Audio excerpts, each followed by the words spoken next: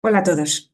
¿Qué tal? Yo soy Rosa Méndez, soy médico adjunto del Servicio de Anestesia y Reanimación del Hospital Universitario de la Princesa de Madrid y os voy a hablar, como estamos ya en el año 2025, pensábamos que las guías de la Surviving Sepsis Campaign iban a salir, que bueno, todavía queda medio año, que si recordáis las anteriores son de noviembre de 2021, pero se están haciendo de rogar. Entonces, hay otras dos guías que me parecen muy interesantes conocer y ya pues cuando salgan las previas, si nos sabemos estas, incluso podremos compararlas, sobre todo por saber qué hacer en el día a día y cuando estamos a pie de cama de nuestro paciente. Lo primero que me parece importante es saber cómo se hacen estas guías, porque las guías no son un dogma de fe, o sea, son unas recomendaciones de expertos que nosotros tendremos que adaptar a nuestra práctica diaria dependiendo de la idiosincrasia del centro en el cual trabajemos. Y luego estas son las dos guías que os voy a comentar. La primera es una guía que se va a publicar a lo largo de este año, que es el Consenso Código Sepsis Nacional, que se presentó pues sus resultados preliminares en un congreso en marzo en el Hospital de la Princesa. Y bueno, pues yo voy a comentar las cosas que me parecieron más interesantes, que seguro que hay un montón más, pero yo os comento las que a mí me parecieron más interesantes o más útiles. Y luego nos vamos totalmente al otro lado del mundo para comentar las guías japonesas de la sepsis que se han publicado este año en febrero.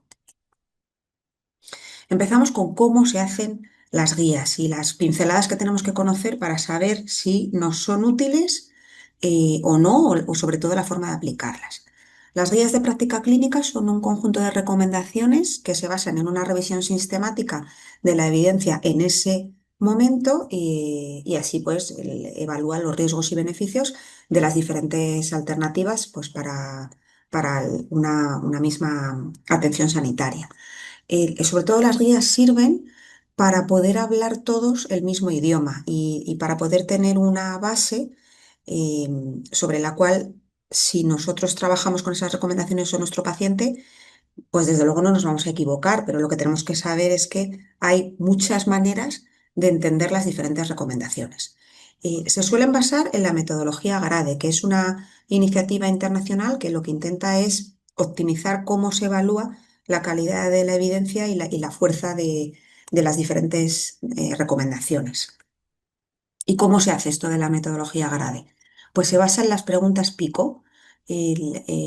O sea, para cada recomendación hacen este tipo de preguntas. La P de paciente al que va dirigida la intervención, la I es cuál es esa intervención sobre la cual se va a dar la recomendación, la C compara la intervención con otras alternativas y la O es los diferentes desenlaces de esta pregunta con si se realiza o no determinada intervención. Por ejemplo, para ponerlo así fácil, una pregunta pico de las guías de la sepsis sería: ¿debe el paciente con sepsis recibir antibioterapia en la primera hora? Pues el paciente al que va dirigido es el paciente con sepsis. La intervención sería recibir la antibioterapia en menos de una hora. Se compara con recibir el antibiótico más allá de una hora y pues uno de los resultados de interés sería la mortalidad versus si se recibe el tratamiento antibiótico antes o después. Pero es que además de esas preguntas pico, la metodología GRADE lo que hace es evaluar la calidad de la evidencia científica en ese momento, que la evalúa como alta, moderada, baja y muy baja, y además da una recomendación, fuerte a favor, fuerte en contra, que entonces se recomienda a favor o en contra, y recomendación débil a favor o débil en contra, que es cuando vemos el término se sugiere. ¿Y en qué se basan? Y esto es lo que más importante me parece conocer de las recomendaciones de las guías. Pues además de la calidad de la evidencia de la bibliografía, basan sus recomendaciones en los valores y las preferencias del paciente, en el uso de recursos y costes, en la equidad sanitaria o en la factibilidad para implementar una recomendación. Entonces, por ejemplo, cuando nosotros vemos en las guías de la Surviving Sepsis un cuadrito azul grande que nos dice: se recomienda en contra de utilizar levosimendan en el paciente con disfunción miocárdica. Claro, si yo solo leo eso, se recomienda en contra, pues ya está, ya no lo utilizo. Y no es eso exactamente, porque si leemos por qué esa recomendación en contra, pues lo que nos vienen a decir en resumen es que comparando dobutamina y levosimendan no hay resultados a favor de que sea mejor utilizar levosimendan que dobutamina, y entonces como levosimendan es más caro, pues por equidad sanitaria recomiendan dobutamina. Con lo cual, si yo estoy en mi unidad y tengo cierto expertise con el uso de levosimendan y controlo perfectamente sus efectos secundarios y los efectos que produce en la fisiopatología de estos pacientes, pues perfectamente puedo utilizar levosimendan. O sea, las guías no me están diciendo, oye, no lo uses así con un warning. No sé si me estoy explicando. Por eso me parecía interesante saber cómo se hacen las guías. Y luego la otra forma de hacerla, que a veces se combinan las dos, y por ejemplo el consenso de código sepsis español está hecho así con método Delphi. Método Delphi es, se reúnen un conjunto de expertos, se hacen rondas de preguntas y los expertos van respondiendo. Entonces, depende del grado de acuerdo al que se alcance. Por ejemplo, en el Código Sepsis Nacional, con un grado de acuerdo del 70% ya se da una recomendación como se recomienda. Y si no, pues no se alcanzó el consenso. Entonces, si en la primera ronda de preguntas ya se alcanza un consenso del más de un 70% de los expertos consultados, pues ya está, eso se recomienda. Y si no, se hacen más rondas de preguntas. Este es el proceso iterativo. Se hacen más rondas de preguntas, hasta generalmente 3 o 4 rondas, y ya después, si no se alcanza pues, un consenso, pues ya está. Esto es anónimo, y esto del feedback controlado es que cuando se hace la primera ronda de preguntas y no se alcanza un consenso, lo que hacen los organizadores del método del FI es pues dar bibliografía para que todos los expertos puedan revisarla, comentar pues determinadas afirmaciones de algunos de los expertos que pueden ser relevantes, y entonces lo que hay que hacer es contar con un periodo de reflexión que a lo mejor te permita, habiendo dicho sí en la primera ronda, pues pensarlo, reflexionarlo y poder decir no en la segunda ronda. ¿Cuáles son las dos cosas en contra del método Delphi? Uno, que se tarda bastante en hacer todas estas rondas de preguntas, en torno a 3, 6 meses.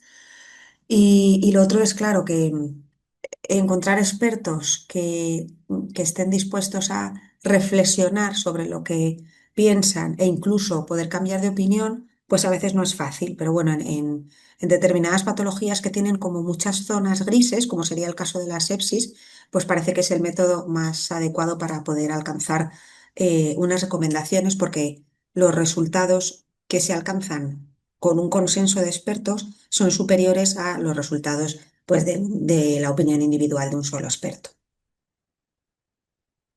Vale, entonces ya sabemos cómo se hacen las guías. Ahora vamos a hablar de las cosas que a mí me han parecido interesantes de estas dos guías, del Código Sepsis Nacional y de las guías de las sepsis japonesas.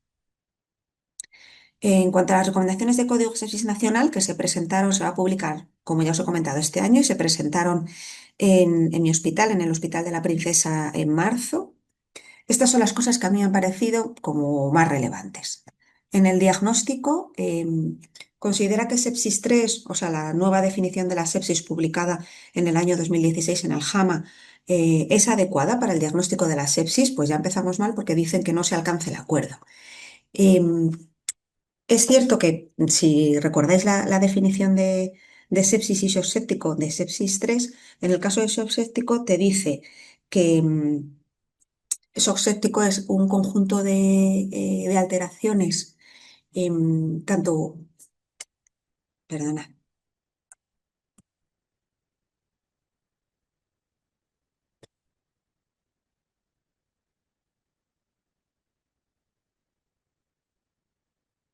vale, sí, perdona, ya está.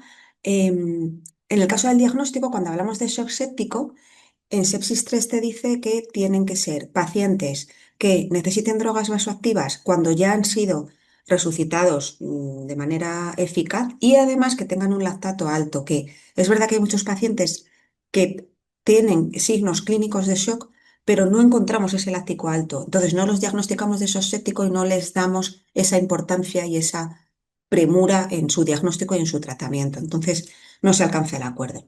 ¿Utilizaría News 2 para diagnóstico precoz? Sí, en cambio Quicksofa no, que esto es parecido a lo que decía las guías de la Surviving Sepsis. ¿Son necesarias las alertas automatizadas? Sí, un 70% de los expertos lo recomendaron. ¿Y se necesitan programas predictivos de inteligencia artificial para mejorar la detección de la sepsis? Sí, en el 85%, que bueno, ya veremos lo que opinan los compañeros de las guías japonesas. Aquí, por ejemplo, cuando se presentó el consenso, pues lo que decían es, queremos ser capaces de predecir si un paciente va a tener una bacteriemia antes de que los hemocultivos sean positivos. Luego, en cuanto a código sepsis, a programas de mejora tipo código sepsis, es necesario contar con programas de mejora y de diagnóstico y tratamiento del estilo código sepsis. Contestaron que sí, el 93% de los expertos consultados, pero es cierto que si luego haces una revisión de todos los hospitales de España, solo el 30% tienen código sepsis implantado en alguna de las unidades y solo el 10% de hospitales en España tienen código sepsis en todo el hospital. O sea que, bueno, todos estamos de acuerdo, pero claro, luego llevarlo a la práctica no es tan fácil. ¿Y código sepsis debe ser un equipo de respuesta rápida? Sí, en el 77%. Bueno, yo ahí no puedo evitar estar en contra, o sea, código sepsis tiene que ser lo que en cada hospital venga bien para hacer su código sepsis. Por ejemplo, en el Hospital de la Princesa no somos un equipo de respuesta rápida, sino que código sepsis es un conjunto de herramientas clínicas, analíticas y organizativas que consiguen, junto con una intensa formación de todo el personal médico y de enfermería, pues el objetivo de disminuir la mortalidad de estos pacientes. El código sepsis en el Hospital de la Princesa comenzó en el año 2015 con un 24% de mortalidad, que es parecida a la que hay en las guías publicadas. Y en el año 2022, en diciembre de 2022, la mortalidad había descendido al 17%. Con lo cual, mi recomendación es que sí, que tiene que haber programas de mejora del estilo código sepsis, el que mejor se adapte a cada hospital. En cuanto a biomarcadores, procalcitonina es útil para predecir infección bacteriana, sí, pero no para iniciar el tratamiento antibiótico. PCR más la clínica mejora la capacidad diagnóstica de la sepsis, sí. Claro, yo aquí, pues bueno, de acuerdo, pero en realidad la PCR es un reactante de fase aguda, es poco sensible y poco específico. Entonces, bueno, tiene que haber una clínica compatible, muy compatible, para que, creo yo, para que mejore la capacidad de diagnóstico de la sepsis. Y luego, en cuanto al beta de glucano, sí que recomiendan solicitarlo en plasma en los pacientes con sepsis y factores de riesgo de infección fúngica para iniciar el tratamiento antifúngico, que bueno, ya veremos en las guías de las sepsis japonesas que no se recomienda para iniciar, sino para desescalar o suspender el tratamiento, porque lo que tiene beta de glucano es un elevado valor predictivo negativo. Entonces sería pues, más indicado para suspender el tratamiento. Pero bueno, aquí la recomendación es para iniciarlo.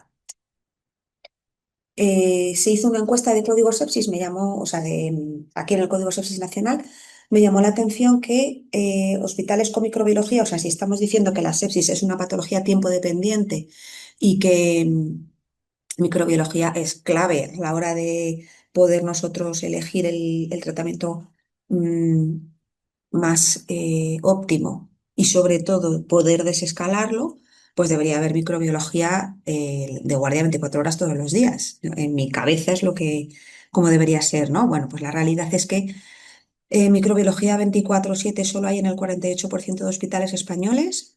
En el 39% de microbiología 12 horas al día, 5 días a la semana. Y luego la mortalidad solo está reportada en el 8% de hospitales. O sea, el shock séptico, que es una de las patologías más frecuentes de nuestras unidades, pues realmente no sabemos cuántos se mueren en casi ningún hospital. Y si yo no sé si se mueren muchos pacientes o poco, quizás no le doy la importancia que debo, porque no es lo mismo que se mueran de una patología a un 30% de pacientes a que se mueran un 10%. Entonces sí que es importante saber los datos de nuestros pacientes para saber dónde dedicar los recursos. En cuanto a antibióticos, ¿es seguro desescalar cuando ya existen pruebas microbiológicas? Sí, el 100% de los encuestados lo recomiendan. ¿Se debe suspender el tratamiento si las muestras de micro son negativas? Pues aquí El 86% de los encuestados son partidarios de no retirar el tratamiento cuando hay un diagnóstico clínico, a pesar de que las muestras de micro sean negativas. Hay que usar perfusión extendida si el antibiótico es tiempo dependiente, sí, y usar pautas cortas, sí. Luego, la realidad ya sabéis que es otra y nos cuesta mucho, por lo menos en mi unidad, nos cuesta mucho desescalar el tratamiento. En cuanto a resucitación, el 76% está a favor de utilizar cristaloides balanceados y de la albúmina pues no alcanzan consenso. El 88% están en contra del bolo, famoso bolo de 30 mililitros kilo en las primeras 3 horas, que luego me pararé un poco más y os contaré lo que cuentan los japoneses. Y el 80% están de acuerdo en utilizar como guía de resucitación los parámetros dinámicos, aunque claro, yo aquí añado que siempre hay que recordar las limitaciones de los parámetros dinámicos, o sea, los pacientes tienen que no tener ventilación espontánea, estar en ritmo sinusal, tener el tórax cerrado, o sea, tienen que cumplir una serie de requisitos para que tú puedas guiar tu resucitación basándote en los parámetros dinámicos.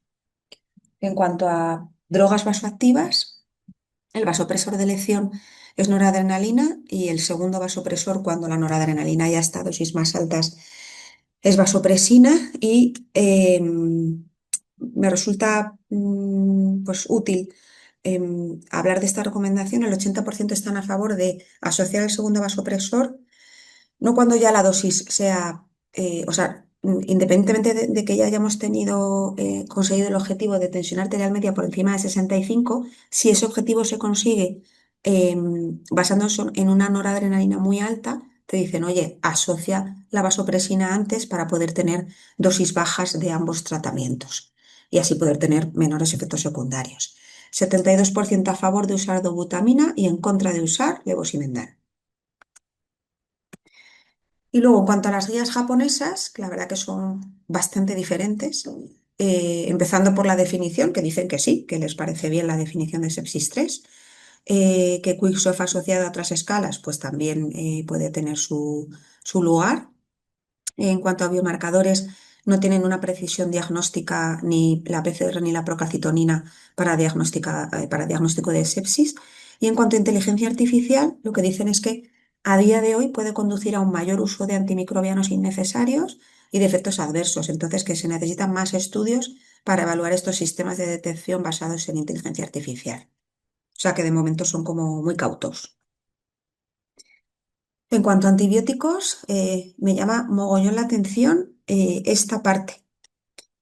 No hablan nada, o sea, ellos dan una tabla de recomendación de tratamiento de antibióticos en los cuales utilizan mucho piperacilina tazobactam, meropenem solo en el caso de que se sospechen resistencias y siempre poniendo como un warning de cuidado con el uso de carbapenem y de los nuevos antibióticos no hablan, o sea, no dan recomendaciones. Esto sí que me ha llamado un montón la atención y lo que dicen en el racional es que pues en realidad ellos no tienen mucha resistencia, así que entonces pues que les va bien con este tipo de tratamientos. En cuanto al beta de glucano, lo que os había comentado, sugieren el uso para interrumpir el tratamiento antimicótico, no para iniciarlo, porque como tiene un elevado valor predictivo negativo, pues si el beta de glucano es negativo, lo normal es que no tengas una infección por cándida. Vale, esta es la tabla en la que recogen. Aquí esto de TDM es que recomiendan medir la concentración plasmática de antibióticos. Claro, pues si lo puedes hacer, genial, ¿no? En España, en el Hospital del Mar, que son unas máquinas en medir concentraciones plasmáticas, pues genial, y tienen unos estudios súper buenos, por ejemplo, en obesos mórbidos, donde ven que claramente nunca jamás con las dosis normales alcanzamos una concentración plasmática adecuada. Pero bueno, a día de hoy la verdad es que pues, está disponible en pocos hospitales el poder medir antibióticos así a gran escala. En cuanto a resucitación, y esto también es lo que os iba a comentar de los 30 mililitros kilo de cristaloides dentro de las 3 primeras horas, bueno, pues ellos dicen que evaluando los 3 estudios principales de sepsis, que son el proceso de la RAISE y el PROMIS, ya antes de randomizar a los pacientes, a todos se les había transfundido unos 30 mililitros kilo de volumen. Y además repasan ensayos clínicos después de estos 3, que son el Classic y el Clovers, que evaluaba pues, una estrategia restringida versus liberal de líquidos y ven que no hay diferencia en la tasa de mortalidad a los 90 días entre los dos grupos. Y entonces, en base a esto y a la propia fisiopatología de la sepsis, recomiendan que el tratamiento estándar incluya la administración de al menos 30 mililitros kilo de cristaloides en 3 horas. Y lo que sí te dicen es que después el volumen de fluidos posteriores, pues que continúa siendo objeto de debate. Ellos no se meten en sí parámetros dinámicos, o sea, en qué forma podemos evaluar eh, el volumen que necesitamos después, pero sí que te están claramente a favor de los 30 mililitros kilo de cristaloide en las primeras 3 horas. En cuanto a drogas vasoactivas, noradrenalina como vasopresor de primera elección, vasopresina como segunda y además con un grado de evidencia mayor que noradrenalina. Y también me ha llamado la atención esta recomendación que sugieren administrar antagonistas de receptores adrenérgicos beta 1, que son esmolol y landiolol, a pacientes con sepsis para controlar la taquicardia persistente después de la reanimación inicial. Y os voy a decir el motivo por el cual hacen esta recomendación. Em, ellos repasan la fisiopatología y dicen, bueno, la taquicardia junto con la administración de catecolaminas, pues son dos factores que se asocian con un mal pronóstico en el paciente con sepsis. Entonces, ¿y si lo que buscamos es modular esta taquicardia? O sea, no dejar al paciente bradicárdico, sino tener un objetivo de frecuencia cardíaca entre 80 y 95 latidos por minuto, eso sí, en pacientes que ya estén resucitados de manera adecuada y que no tengan una disfunción miocárdica severa, porque parece que sí que existen metaanálisis que demuestran una disminución de la mortalidad, un aumento del volumen sistólico y entonces un mejor llenado y una más adecuada eficiencia ventricular. Y el racional es doble, ¿no? Uno, modular el sistema nervioso autónomo, que en la sepsis tenemos un corazón trabajando a tope y entonces al principio esa forma de trabajar rápida del corazón pues es eficiente, ¿no? Como, como una medida de, de sobrevivir, de fisiológica, pero claro, cuando eso se mantiene en el tiempo, ya deja de ser eficiente y tenemos un corazón trabajando muy rápido, pero que no produce un gasto cardíaco adecuado. Entonces, el modular esta manera de trabajar tan rápido del corazón sería una forma de tener un corazón más eficiente. Y luego, también está el racional de que noradrenalina y adrenalina son fármacos súper buenos y que han ayudado mucho al paciente con sepsis, pero a costa de toxicidad miocárdica, de alteración de la microcirculación, y entonces parece que eso con el beta bloqueante sí que se podría hacer más eficiente el gasto cardíaco a medio plazo disminuyendo los requerimientos de noradrenalina. Y es por eso por esos dos motivos por los cuales hacen esta recomendación. No hablan nada de inotropos, no se mojan en si dobutamina o levosimendan. Dicen que desde el estudio Leopards en 2016, pues que no ha habido más estudios de levosimendan y ahí no se mojan. Y tampoco se mojan, como ya decíamos, en qué parámetros podemos basarnos para ver si el paciente responde o necesita más volumen. En cuanto a terapia de reemplazo renal, que me ha llamado un montón la atención porque yo pensaba que los japoneses pues sí que utilizaban mucha hemodiafiltración, pero lo que dicen es, sugieren no utilizar, o sea, ellos lo que hacen es una revisión y un metaanálisis de la bibliografía actual, ¿no? Y basándose en eso, sugieren no utilizar polinisina en el caso del paciente con shock séptico, no realizar terapia de reemplazo renal temprana, con temprana me refiero dentro de las primeras 12 horas al paciente con insuficiencia renal, y recomiendan no tener dosis de terapia más altas de 20-25 mililitros kilo hora. De hecho, cuando lees el rational detrás de estas recomendaciones, te dicen que que en Japón solo permiten hasta 15 mililitros kilo, solo que los seguros incluyen en su póliza, ¿no? Hasta 15 mililitros kilo hora de terapia. ¿Cuál sería mi recomendación? Nosotros, la verdad, esto es lo que hemos dicho, ¿no? Las guías son guías, no son dogmas de fe. Cada uno en su unidad tendrá que hacer lo que mejor considere, sabiendo los efectos de cada cosa y los efectos secundarios. Ellos solo hablan de polimixina, no hablan del resto de cartuchos de absorción. Nosotros, por ejemplo, sí que utilizamos de manera precoz en el paciente con shock séptico, sobre todo shock séptico abdominal, donde suelen estar implicados bacilos gram negativos y donde suele haber mucha endotoxina. Sí que utilizamos muchas veces polimixina asociado en línea, por ejemplo, al cartucho Oxiris para poder eliminar endotoxina y citoquinas. A veces utilizamos solamente un cartucho de eliminación de citoquinas como Oxiris o Citosor, o sea, nosotros sí que lo utilizamos y lo utilizamos de manera precoz. Y luego para saber, o sea, una cosa es pensar en terapias de absorción y otra cosa es porque el paciente tenga un fracaso renal asociado a la sepsis. Aquí lo que sí que hacemos es utilizar el test de estrés de furosemida.